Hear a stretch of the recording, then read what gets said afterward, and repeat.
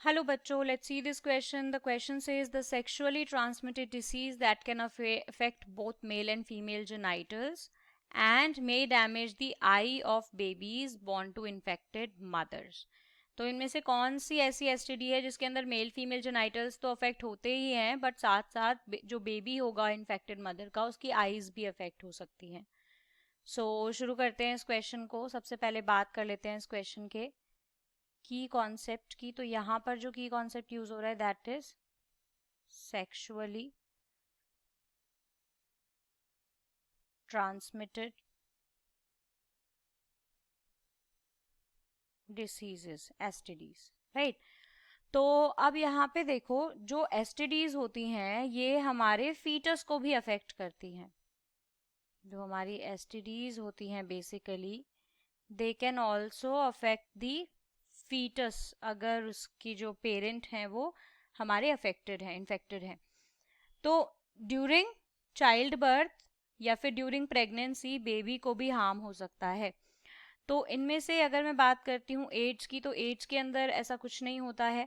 Syphilis में भी नहीं होता है बेबी के आईज पे कोई फर्क. जब हम बात करते हैं गोनोरिया की, तो गोनोरिया के केस में क्या होता है, गोनोरिया एक बैक्टीरियल इन्फेक्शन होता है. बैक्टीरियल इन्फेक्शन है ये.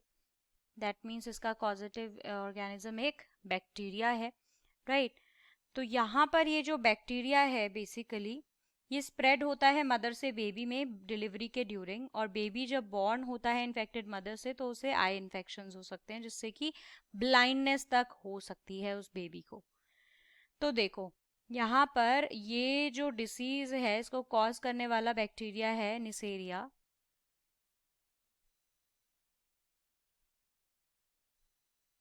Neisseria gonorrhoea, right. Neisseria gonorrhoea ये बेसिकली अफेक्ट करता है मेल और फीमेल जेनाइटल्स को भी. ये अफेक्ट करता है मेल एंड फीमेल जेनाइटल्स को. इसके अलावा माउथ को, राइट, एंड रेक्टम को. इसके अलावा दूसरी इंपॉर्टेंट बात यह है कि मोस्ट कॉमन वे है गोनोरिया अगर हो जाए दैट इज सेक्सुअल कांटेक्ट, उसी की वजह से होती है. और जो बेबी है वो भी इससे इन्फेक्ट हो सकता है अगर उसकी मदर इन्फेक्टेड है तो ड्यूरिंग बर्थ. तो इसमें क्या होता है, जो बेबी होता है इन्फेक्टेड मदर से, जो बेबी आता है तो ये जो डिसीज़ है बेसिकली ये डिसीज़ भी इन्फेक्टेड मदर से बेबी में चली जाती है ड्यूरिंग बर्थ और ड्यूरिंग डिलीवरी, राइट. तो जो बेबी है उसके अंदर ये ख़तरा बढ़ जाता है कि वो बेबी जो है आई इन्फेक्शन फेस कर सकता है. और ये जो आई इन्फेक्शन है ये उस बेबी को ब्लाइंड भी कर सकता है फॉर एवर, राइट. तो अगर अनट्रीटेड रहा ये इन्फेक्शन तो इवेंचुअली बेबी ब्लाइंड हो जाएगा, राइट. वहीं पे अगर मैं बात करती हूँ हेपेटाइटिस की, तो हेपेटाइटिस के केस में क्या होता है, ये अफेक्ट करता है लिवर को, राइट. लिवर को एंड हमारा जो इम्यून सिस्टम होता है, इम्यून सिस्टम, उसको, राइट. और सिफिलिस की मैंने कहा था कि ये नहीं बेबी की आई को फर्क करता है क्योंकि ये सिर्फ मेल एंड फीमेल जेनाइटल्स को ही हार्म करता है, राइट. उन पर ही इफेक्ट डालता है.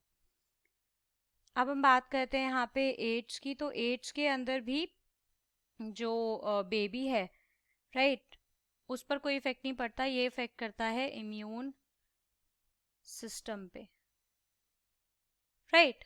तो देखो अगर डिटेल में देखूं तो हेपेटाइटिस जो है लिवर को इफेक्ट करता है, राइट.